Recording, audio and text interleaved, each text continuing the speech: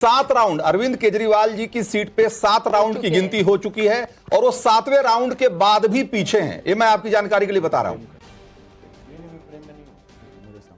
अनमोल पवार, देखिए हमारे जो वॉलंटियर्स काउंटिंग सेंटर पे मौजूद हैं उनकी तरफ से 5 मिनट पहले जो हमें जानकारी मिली है उसके मुताबिक हम जो है लगभग 40 सीटों पे आगे चल रहे हैं।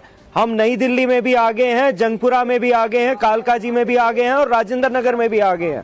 तो आप निश्चिंत रहिए, आप देखिएगा थोड़ी देर में नतीजे आम आदमी पार्टी के पक्ष में ही आएंगे। ये आपको ये क्या तब तक आप और टाइम बाय करना चाहते हैं? ममता इलेक्शन कमीशन, क्या ये आम आदमी पार्टी की खुशफहमी है कि खुशफहमी है क्या?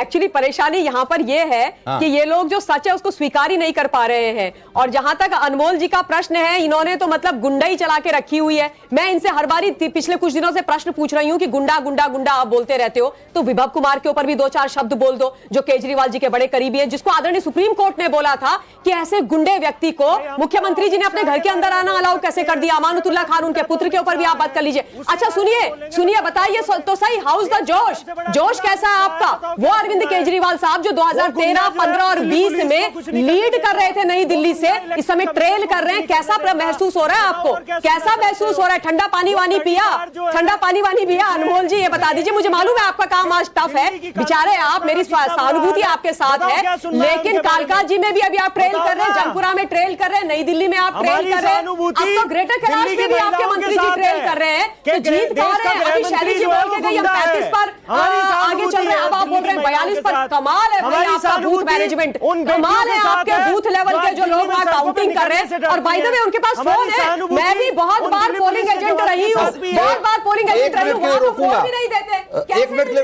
और सत्ता को राइम कराने की कोशिश की गई उत्तर प्रदेश में, लेकिन यहां दिखाई दे रहा है 27 साल बाद इस तरीके की जबरदस्त वापसी भारतीय जनता पार्टी की। आम आदमी पार्टी अभी सीटों के हिसाब से कहां दिखाई दे रही है? अगर आप वो सीटें देखते हैं जिसमें गिनती के हिसाब से आम आदमी पार्टी आगे है, 28 पर आगे चल रही है, भारतीय जनता पार्टी 42 पर, और कांग्रेस का गजब का कंसिस्टेंट परफॉर्मेंस है। 0 मतलब 0, ये कहलाती है कंसिस्टेंसी। बहरहाल अब ये जरा ये भी देख लीजिए कि 2025 में आज ये जो सिनेरियो दिखाई दे रहा है, वोट शेयर के हिसाब से कैसा दिखाई दे रहा है। भारतीय जनता पार्टी का वोट शेयर कभी भी 30% से नीचे इधर देखने को नहीं मिला है। मतलब यह कि अपने वोट को इंटैक्ट रखने में भारतीय जनता पार्टी कामयाब रही है। वो कांग्रेस है जिसका वोट असल में आम आदमी पार्टी की तरफ शिफ्ट हुआ था।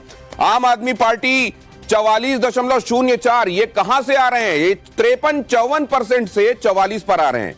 10% का लगभग नुकसान हो रहा है इनको। भारतीय जनता पार्टी 48.46, 38 से 48 की जंप, सीधे 10% का यहां पर आप वही वोट सीधे आकर जुड़ रहा है। मतलब इसका यह कि कांग्रेस का वोट शिफ्ट हुआ, लेकिन जब वो लौटा तो भारतीय जनता पार्टी की तरफ लौटा। इसीलिए आप कांग्रेस को जो 4% के आसपास पहले दिखाई दे रही थी, वो 5.65% पर दिखाई दे रही है। अदर्स 1.88% पर दिखाई दे रहे हैं।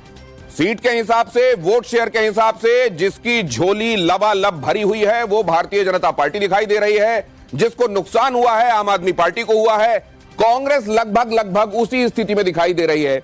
और इसीलिए आप चुनाव के दौरान भी देख रहे थे कि शायद कांग्रेस को इस बात का पहले से एहसास भी था। आप जरा ये देख लीजिए कि कौन कहां पर खड़ा हुआ है पहले वाली सीटों के मुकाबले। आम आदमी पार्टी 67 से 62 पर पहुंची थी, लेकिन तब भी एक बड़ी मेजॉरिटी उसके पास, लेकिन आज दिखाई दे रही है 28 पर अभी तक।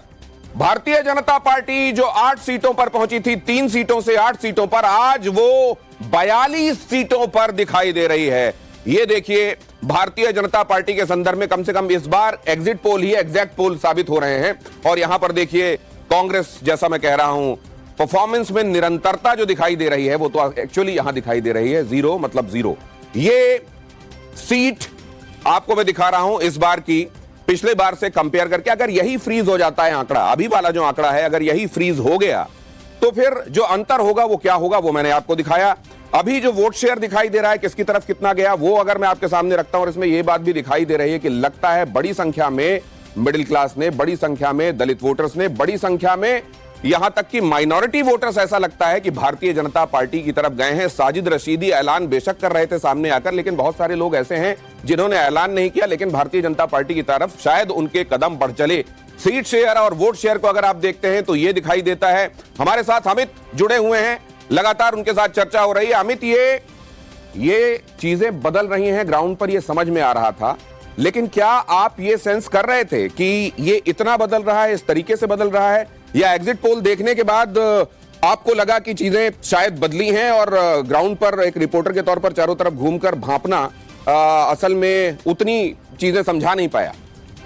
नहीं दिनेश जी, मुझे लगता है कि दो चीजें, एक तो ये साफ दिख रहा था कि कहीं ना कहीं पूरे अगर आप ग्राउंड में घूमे तो एक जो नाराजगी थी या फिर एंटी इनकम्बेंसी थी वो दिख रहा था कि अरविंद केजरीवाल और आम आदमी पार्टी की जो सरकार है उसके खिलाफ एक सेंस है लोगों में कि उनको लेकर कई, और सबसे बड़ी बात कि छोटे छोटे मसले थे जो बहुत लोकलाइज आप कह सकते हैं कि इस चुनाव में बड़ा रोल प्ले किया, जैसे कि घर के सामने की गंदगी, बिजली के बिल आ रहे थे भले आप कहें, लेकिन बिजली के बिल लोगों के आने शुरू हो गए थे, सड़कें नहीं थी, इस तरह के कई ऐसे मसले थे। और ऊपर से जो एक जो केजरीवाल जी का जो एक पूरा इमेज था वो कहीं ना कहीं डेंट हुआ, चाहे करप्शन के मसले पर हो या शीशमहल हो, तो वो एक काम किया। दूसरी तरफ अगर आप देखिए तो अगर यही रिजल्ट रहता है तो देखिए बीजेपी ने ग्राउंड वर्क पहली बार मुझे लगता है 2015 और 2020 में उस तरह से चुनाव नहीं लड़ा था जिस बार इस बार चुनाव लड़ा।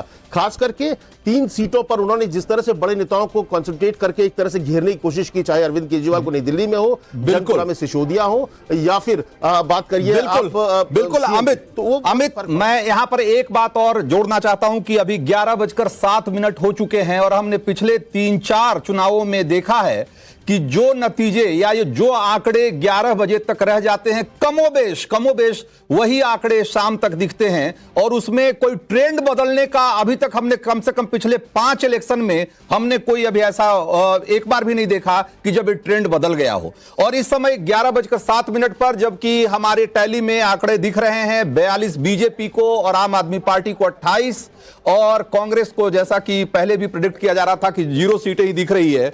हर्षवर्धन त्रिपाठी, क्या आपको लगता है कि यहां से ट्रेंड में कुछ बदलाव दिख सकता है कि अब ये मान ले कि ये कमोबेश से तय हो गया कि अब बीजेपी की सरकार बनना तय है दिल्ली?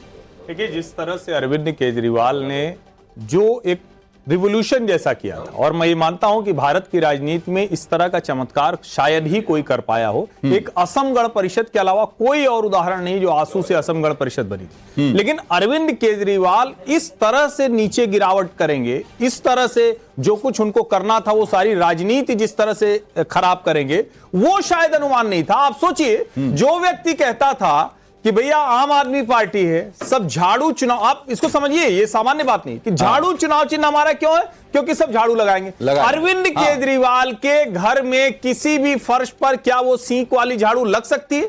मैं इसको बहुत गंभीरता से कह रहा हूं, वो नहीं लग सकती है। अरविंद केजरीवाल जो 2 साइज ढीली शर्ट पहना करते थे, अरविंद केजरीवाल जो मफलर उस तरह से बांधते थे जिसमें कोई गरीब आदमी जिसको लगता था कि यार ठंडी लग रही है, उस तरह से हम कपड़े नहीं पहन सकते, वो मफलर बांधा करता था, फ्लोटर पहन के घूमता था। अचानक क्या दिख रहा है? आप ये जो कह रहे हैं, मैंने किसी से बात की परसों जो कि आम आदमी पार्टी से जुड़े हुए हैं, उन्होंने कहा कि देखिए, ये हम असल में हमारी जो स्थिति वो ये है कि हमने